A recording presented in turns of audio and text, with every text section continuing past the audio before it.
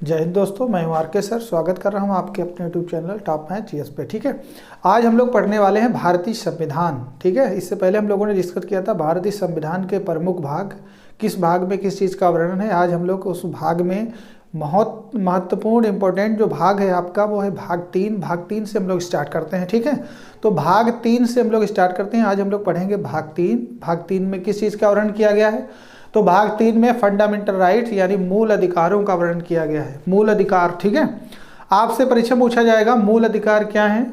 तो देखिए, किसी भी देश को, पहले संविधान के बारे में समझ लीजिए। ठीक है, संविधान किसे कहते हैं, किसी भी देश को चलाने के लिए जो वहाँ की संस्थाएं होती हैं उनको शक्तियाँ प्रदान करता है, उनकी शक्तियों की सीमाएं निर्धारित करता है। ठीक है, हमारे देश जैसे भारत है, भारत में कार्यपालिका, न्यायपालिका, ठीक है, व्यवस्थापिका, तीन प्रकार से शासन चलता है।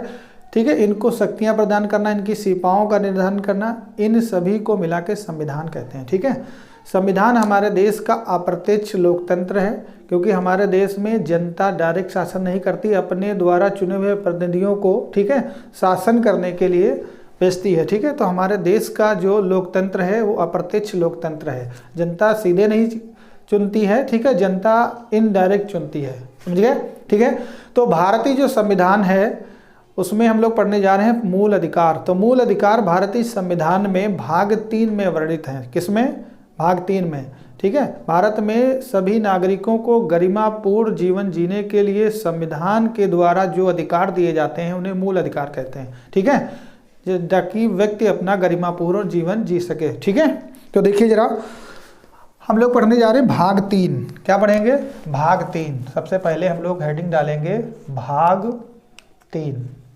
ठीक है, रोमन अंक में भी याद रखिएगा, परीक्षा में इस तरीके से भी पूछ लिया जाता है। भाग 3, तो अगर आपसे पूछ लिया जाए भाग 3 में किस चीज़ का वर्णन है, तो भाग 3 में मूल अधिकार हैं। अब आपसे पूछ लिया जाएगा मूल अधिकार किस भाग में है, तो भाग 3 में है मूल अधिकार। ठीक है, मूल अधिकार किस भाग में है? भाग 3 में। अब देखिए मूल अधिकार क्या होते हैं, आए कहाँ से, हमारे भारतीय संविधान में कहाँ से जोड़े गए। ठीक है, तो मूल अधिकार जब भारत का संविधान लिखा जा रहा था तो भाग 3 में रखे गए हैं। और अनुच्छेद भी आपसे पूछ लिया जाता है, अनुच्छेद 12 से 35 तक इनका वर्णन किया गया है। 12 से 35 तक। अब आपसे परीक्षा पूछा जाएगा भारतीय संविधान के किस भाग में मूल अधिकारों का वर्णन किया गया है, तो भाग 3 में। ठीक है, भारतीय संविधान में मूल अधिकारों का वर्णन अनुच्छेद कहाँ से कहाँ तक किया गया है, तो 12 से 35 तक। ठीक है, तो समझिए आगे समझिए। मूल अधिकार हमारे देश में नहीं थे, तो देखिए भारत में सबसे पहले मूल अधिकारों की मांग किसके द्वारा की गई। देखिए बिल्कुल जड़ से आपको बताया जा रहा है। ठीक है, मूल अधिकार क्या होते हैं? जड़ होते हैं। जैसे मकान आप बनाते हैं तो मकान में नीचे नींव डालते हैं, नींव जड़ होती है लेकिन दिखती नहीं है। आज यहाँ सब कुछ दिखेगा, जब आप बिल्कुल जीरो लेवल से पढ़ेंगे तभी आपकी परीक्षा 100% निकलेगी। ठीक है, तो देखिए भारत में सबसे पहले मूल अधिकारों की मांग कांग्रेस के किस अधिवेशन में की गई, ये परीक्षा में पूछा जाता है। तो भारत में सबसे पहले मूल अधिकारों की मांग कांग्रेस के किस अधिवेशन में की गई, तो देखिए 1931 में कराची अधिवेशन हुआ था। कराची अधिवेशन हुआ था 1931 में। ठीक है, कांग्रेस का कराची अधिवेशन हुआ था। इसके अध्यक्ष थे सरदार पटेल, सरदार वल्लभ भाई पटेल कह सकते हो। ठीक है, सरदार पटेल इसके अध्यक्ष थे। इन्होंने सबसे पहले कहा था कि भारत में जो नागरिक हैं उनके मूल अधिकार होने चाहिए। ठीक है, जो वो गरिमापूर्ण जीवन जी सके। तो भारत में सबसे पहले मूल अधिकारों की मांग किसके द्वारा की गई, तो सरदार वल्लभ भाई पटेल के द्वारा। कराची अधिवेशन 1931 में हुआ था। इसमें पहली बार मूल अधिकारों की मांग की गई थी। ठीक है, फिर देखिए जब भारतीय संविधान बन रहा था तो भारतीय संविधान में देखिए एक थी मूल अधिकार समिति बनाई गई। मूल अधिकार व अल्पसंख्यक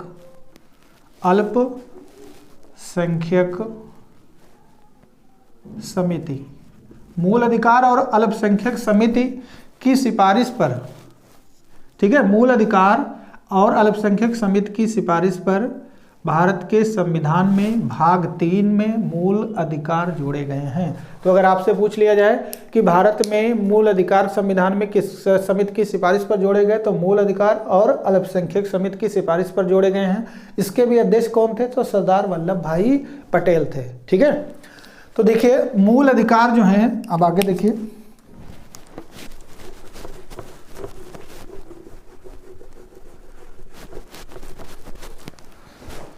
तो सबसे पहले मूल अधिकारों की मांग कब हुई? तो 1931 कराची अधिवेशन में। किसके द्वारा? तो सरदार वल्लभ भाई पटेल के द्वारा। जब संविधान में बैठकें हो रही थी, समितियां बन रही थी, तो एक मूल अधिकार अल्पसंख्यक समिति बनी थी, उसकी सिफारिश पर भारतीय संविधान में मूल अधिकार भाग 3 में जोड़े गए हैं। देखिए, इन्हें अमेरिका के संविधान से लिया गया है। कहाँ से? अमेरिका के संविधान से। अमेरिका के संविधान से लिया गया है, अमेरिका के संविधान से लिया गया है। ठीक है, प्रारंभ में इनकी संख्या 7 थी। प्रारंभ में मूल अधिकारों की संख्या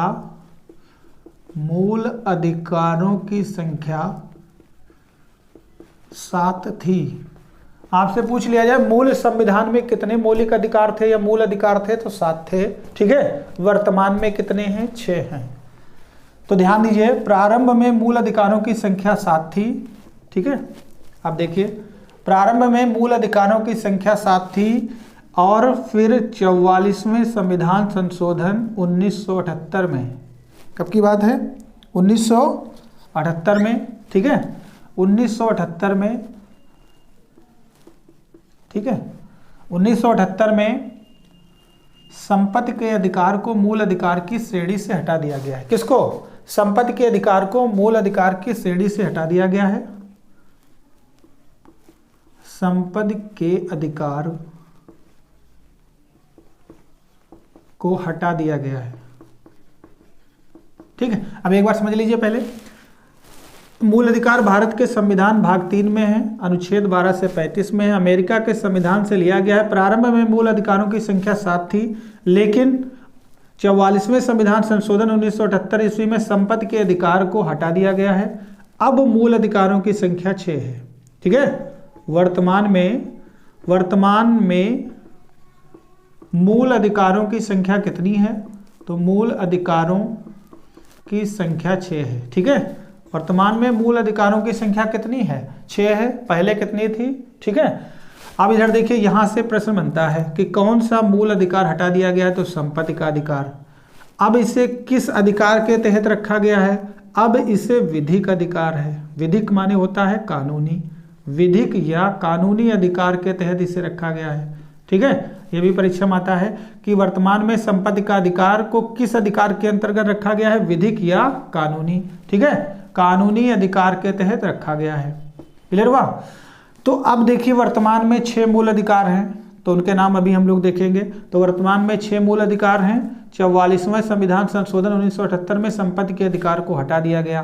पहले ये भाग 3 में था, अब जब ये हटा दिया गया तो विधिक अधिकार। देखिए, अब जब ये विधिक अधिकार बन गया तो इसका वर्णन कर दिया गया है भाग 12 में। पहले ये अनुच्छेद था 12 से 35 तक, अब ये कर दिया गया है अनुच्छेद 300 का में। किस में कर दिया गया है? अनुच्छेद 300 का या 300A में। ठीक है, तो अगर आपसे पूछ लिया जाए वर्तमान में संपत्ति का अधिकार मूल अधिकार है या नहीं है, तो नहीं है। अब ये कैसा अधिकार है? विधिक या कानूनी अधिकार है। पहले भाग 3 में था, अब भाग 12 में है। पहले अनुच्छेद 31 में था, लेकिन अब ये 300 का में है। ठीक है, तो इसको अब समाप्त कर दिया गया है। तो देखिए, वर्तमान में भारतीय संविधान में 6 मूल अधिकार हैं जो अमेरिका के संविधान से लिए गए हैं। अब देखिए, जो 6 मूल अधिकार हैं वो कौन कौन से हैं वो देख लेते हैं हम लोग। ठीक, देखिए जो 6 मूल अधिकार हैं हमने देख लेते हैं हम लोग। ठीक है, भारतीय संविधान ने हमको 6 वर्तमान में मूल अधिकार दिए हैं। प्रारंभ में 7 थे, तो जिस 6 मूल अधिकार हैं उनको हम लोग देख लेते हैं। देखिए, पहला है विधि के समझ समानता, समता या समानता। अनुच्छेद अगर पूछ लें कहाँ से कहाँ तक वर्णन किया गया है, तो 14 से 18 तक किया गया है। ठीक है, स्वतंत्रता का अधिकार 19 से 22 में। तो आप लोग देखेंगे कि भारत में जो स्वतंत्रताएं हैं वो स्वतंत्रताएं भारत को कैसे मिली हैं। देखिए, पहले क्या होता था, जब भारत में अंग्रेजों का शासन था कि 4 लोग एक साथ बैठ के नहीं बैठ पाते थे, ठीक है। तो हमारे देश में देखा होगा कि रौलट एक्ट आ गया था 1919 में, रौलट एक्ट, ठीक है। इसकी वजह से भारत में कहा गया कि लोग गरिमापूर्ण जीवन जी सकें, आपसी तालमेल बना सकें, बैठ सकें, जनसभाएं कर सकें, इसलिए भारतीय नागरिकों को कुछ स्वतंत्रताएं दी गई हैं। वो हम किस में पढ़ेंगे? स्वतंत्रता के अधिकार में अनुच्छेद 19 से 22 में। फिर शोषण के विरुद्ध अधिकार 23 से 24 में पढ़ेंगे, ठीक है। पहले राजा महाराजाओं का, अंग्रेजों का शासन था हमारे वहाँ, तो अंग्रेज क्या करते थे कि बहुत से लोगों को बंदी बना लेते थे, फिर उनसे उनका शोषण करते थे। वो शोषण कैसे दूर होगा ये हम इसमें पढ़ेंगे, ठीक है। शोषण के विरुद्ध अधिकार 23 से 24 अनुच्छेद में वर्णन किया गया है। अगला है धार्मिक स्वतंत्रता का अधिकार। आप भारत देश में रहते रहे, ठीक है, तो आप किसी भी धर्म को मान सकते हैं, अपना सकते हैं, ठीक है। ये किसमें कहा गया है? धार्मिक स्वतंत्रता के अधिकार में। अगला है सांस्कृतिक और शिक्षा संबंधी अधिकार। इसमें बताया गया कि जो हमारे देश में अल्पसंख्यक हैं उनके लिए कुछ विशेष प्रावधान किए गए हैं, उनके मूल अधिकार हैं, ठीक है। सांस्कृतिक और शिक्षा संबंधी अधिकार में अनुच्छेद 29 से 30 में वर्णन किया गया है। अगला है संवैधानिक उपचारों का अधिकार, अनुच्छेद 32 में, ठीक है। तो संवैधानिक उपचारों का जो अधिकार है वो अनुच्छेद 32 में कहा गया है। तो संवैधानिक उपचारों के अधिकार जो है इसे भीमराव अम्बेडकर ने संविधान के हृदय और आत्मा कहा है। परीक्षा में पूछा जाता है, आगे हम लोग पढ़ेंगे, ठीक है। तो अनुच्छेद 32 देखिए ये मूल अधिकार हैं, इनको अलग अलग अनुच्छेद में करके हम लोग पढ़ेंगे। तो देखिए 14 से 18 में पहला है, 19 से 22 में दूसरा मूल अधिकार है, और जबकि कुल मूल अधिकार हैं अनुच्छेद, ठीक है, 12 से 35 तक। कहाँ तक है? 12 से 35 तक। दो अनुच्छेद इसमें देखिए गायब हैं, 12 और 13। तो 12 और 13 में मूल अधिकारों की परिभाषा दी गई है, ठीक है। मूल अधिकार क्या होते हैं, कहाँ लागू होते हैं, कहाँ नहीं लागू होते हैं, उनका अगर कोई हनन करता है तो आप कहाँ जाएंगे, कहाँ नहीं जाएंगे, ठीक है। तो आप अनुच्छेद 32 के तहत जब कोई हनन करेगा तो सुप्रीम कोर्ट जाएंगे, और अनुच्छेद 226 के तहत आप हाई कोर्ट जाएंगे। आगे आप पढ़ेंगे। पहले आप ये मूल अधिकार सारे पढ़ लेंगे कि किस अनुच्छेद में आपके लिए कौन सी विशेषताएं और कौन सी चीजें दी गई हैं, ठीक है। तो ध्यान रखिएगा, ये वर्तमान में आपके 6 मूल अधिकार हैं। अब आपसे पूछेगा विधिक अधिकार, स्वतंत्रता का अधिकार, शोषण के विरुद्ध अधिकार, 3 अधिकार दिए होंगे, इधर लिखा होगा संपत्ति का अधिकार। पूछेगा वर्तमान में कौन सा एक मूल अधिकार नहीं है, तो संपत्ति का। हम बता चुके हैं संपत्ति का अधिकार अब मूल अधिकार की श्रेणी में नहीं आता, उसे हटा दिया गया है, ठीक है। तो ये थी हमारी मूल अधिकार, ठीक है। अब हम लोग आगे देखेंगे, इन मूल अधिकारों को बहुत विस्तृत तरीके से पढ़ेंगे, जो भी परीक्षा में आता है एक भी प्रश्न आपका मिस नहीं होगा, ठीक है। तो आप कंटिन्यू क्लास को देखते रहिए, और वीडियो अच्छा लगे तो कमेंट लाइक जरूर करिए और अपने दोस्तों में शेयर करिए, ठीक है। गुड डे, जय हिंद।